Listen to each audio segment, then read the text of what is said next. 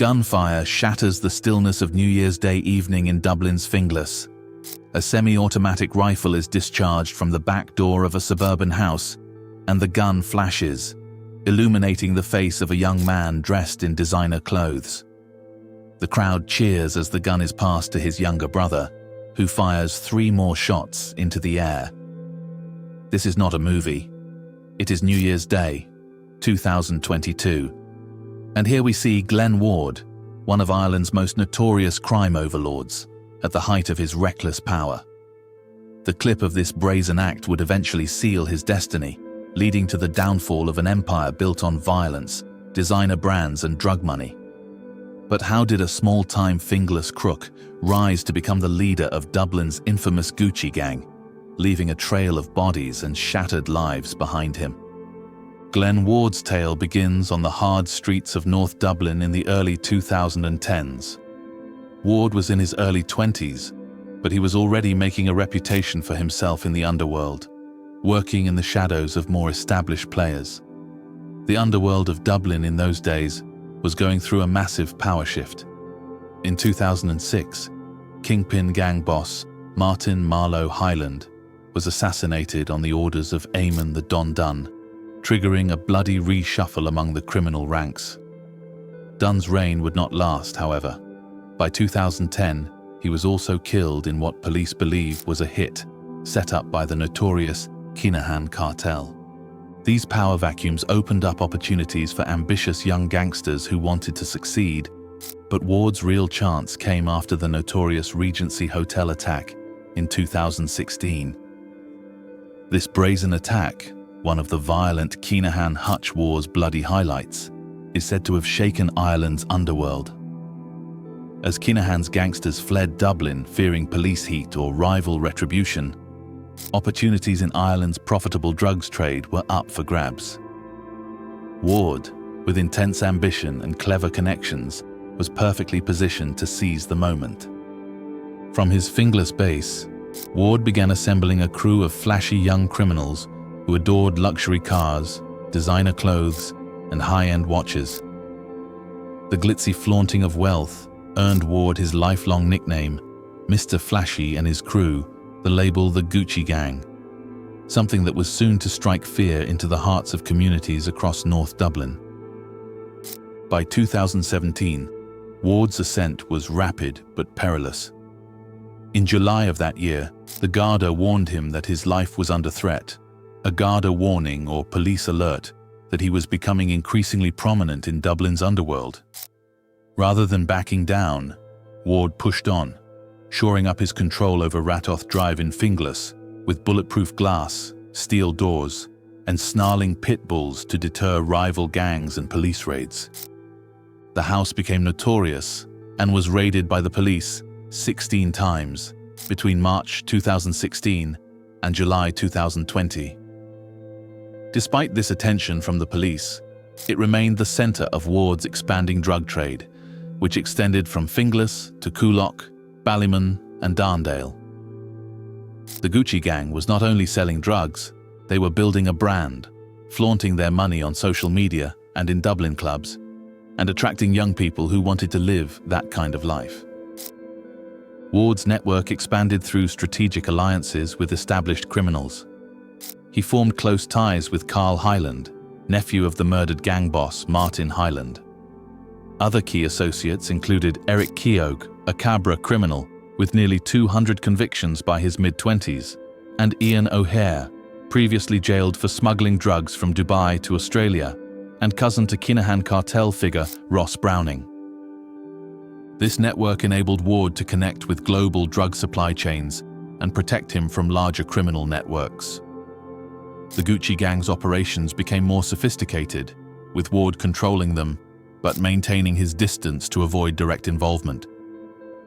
His younger brother, Eric O'Driscoll, 9 years his junior but equally ambitious, was his trusted second in command. Their lifestyle was a significant aspect of who they were.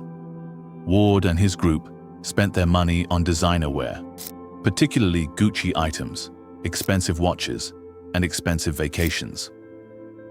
In a notable purchase, the gang purchased 2 jet skis for €8,000, and a speedboat for €32,000, all paid for in small denominations stuffed into plastic bags. This bold display of wealth played many roles. It recruited new members, intimidated potential competitors, and strengthened the Gucci gang's position in Dublin's underworld. Photos of the era show Ward and his gang in nightclubs, at parties, and on overseas holidays, sporting designer watches, Gucci caps, and high-end man bags, appearing unstoppable in their illegal prosperity. But the deadly world that Ward was living in was dangerous. The first major blow to his gang occurred in October 2017, when Ward's friend Jamie Tig Ennis was killed in a gun attack in Priorswood, Dublin. The killing demonstrated that, despite their growing strength, the Gucci gang was not immune to the brutal set of rules in gangland Dublin.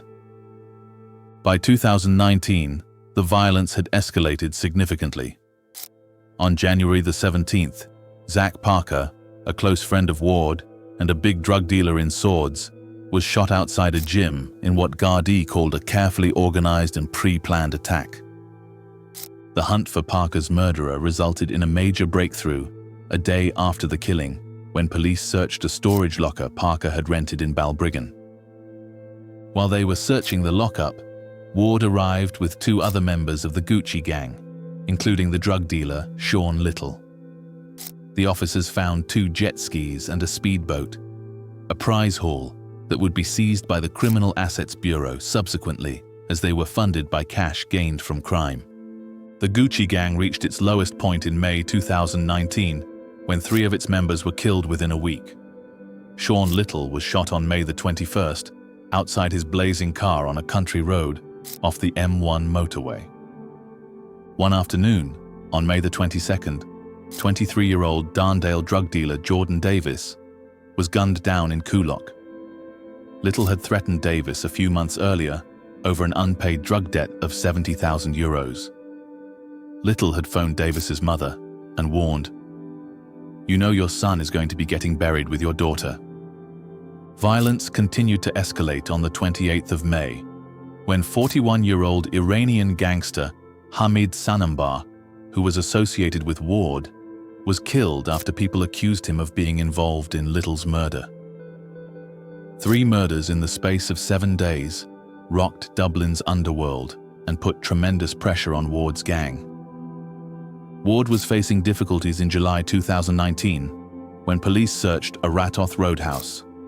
They discovered €5,000 worth of cocaine and cannabis, money, scales, packaging, mobile phones, electrical equipment, and firearms. Flash grenades were used during the raid, highlighting the serious approach authorities were taking. Ward was arrested, but he was subsequently released without charge. This pattern of being arrested but not charged allowed him to remain in his position despite increased police scrutiny. When the Sunday World newspaper published a story naming Ward and revealing his criminal associates, he responded by threatening legal action. He sent a lawyer's letter denying association with several criminals and demanding money. The newspaper did not give in, and no legal action took place.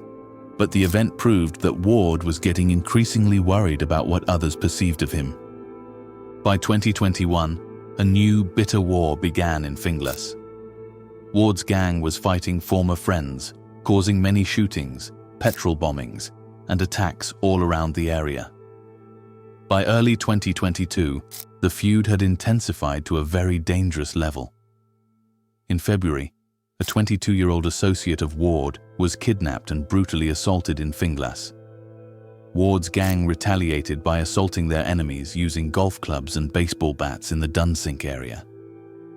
A petrol bomb meant for a property linked to Ward was thrown at the wrong house, endangering an innocent family. The violence reached its peak on April 3, 2022, when James Whelan was shot dead on Deanstown Avenue in Finglas around 4:30 a.m. Whelan had a substantial criminal history, with nearly 60 convictions and connections to Ireland's first convicted gangland killer, his relative Cotton Eye Joe Delaney.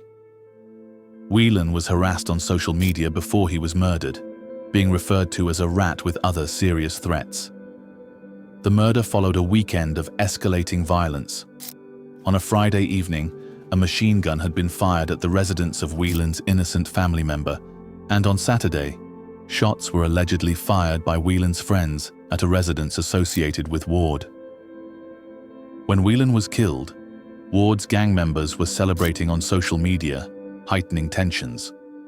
Police detectives investigating the murder searched a house associated with Ward from the same district. Ward's reckless actions, which led to his rise, would eventually lead to his downfall. At a New Year's Day party in a house in Finglas on January 1st, 2022, Ward and his brother Eric O'Driscoll were captured, firing a Remington AR-15 semi-automatic rifle behind the back door of the house. Ward is filmed firing the weapon into the air, while teenagers watch before handing the gun to O'Driscoll, who fires 3 more rounds. This obvious display of weapons would later prove important when, in February 2022, Gardaí raided a house in Finglas and seized a semi-automatic rifle, a military-grade submachine gun, and ammunition. The final turning point came in June 2022, when Gardaí were alerted by reports of shots being fired at a taxi on the Tolka Valley Road. Upon searching the taxi, they found an incriminating phone belonging to O'Driscoll with video recordings of the New Year's Day shooting. The brothers' reckless behavior persisted. On August 9th, 2022, Ward and O'Driscoll were involved in an altercation outside a shopping center in Finglas West, for which they later pleaded guilty to violent disorder during a dispute. In November 2022, O'Driscoll initiated a high-speed motorcycle chase with the police, threatening to crash into children being picked up from school before armed Garda stopped him. The justice system did not act against the Gucci gang until 2025.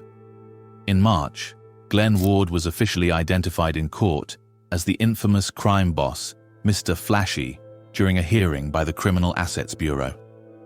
That same month, he pleaded guilty to possessing the AR-15 rifle with the intent of using it for criminal purposes.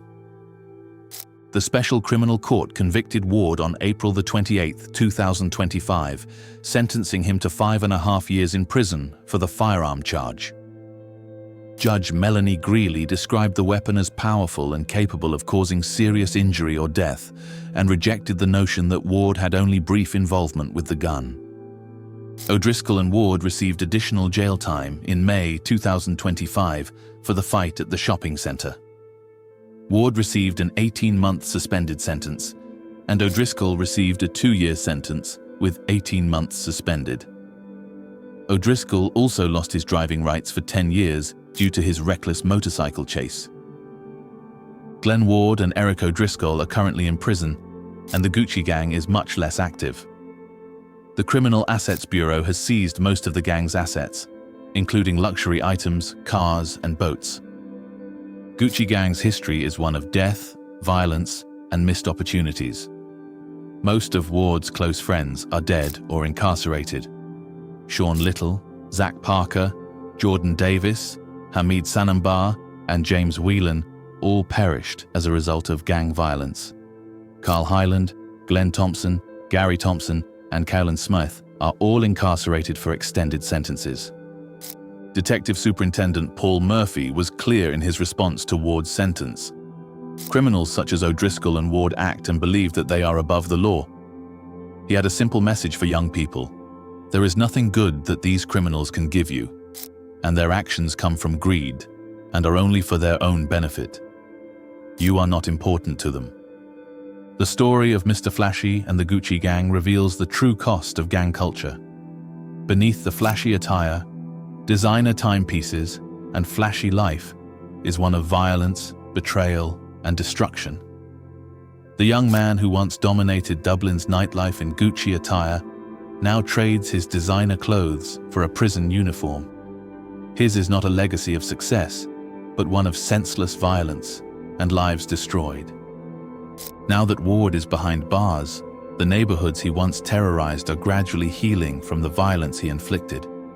The speedboats and jet skis have been sold off, the expensive attire removed, and the imposing house on Ratoth Drive now belongs to the Dublin County Council. All that is left of Mr. Flashy's authority are memories of violence and the deep sorrow of families whose loved ones died due to his feuds. What are your thoughts about the rise and fall of Mr. Flashy? Leave your comments below. We'd love to hear your take on this case. Don't forget to like and subscribe for more crime stories. Thanks for watching, and we will see you in the next one.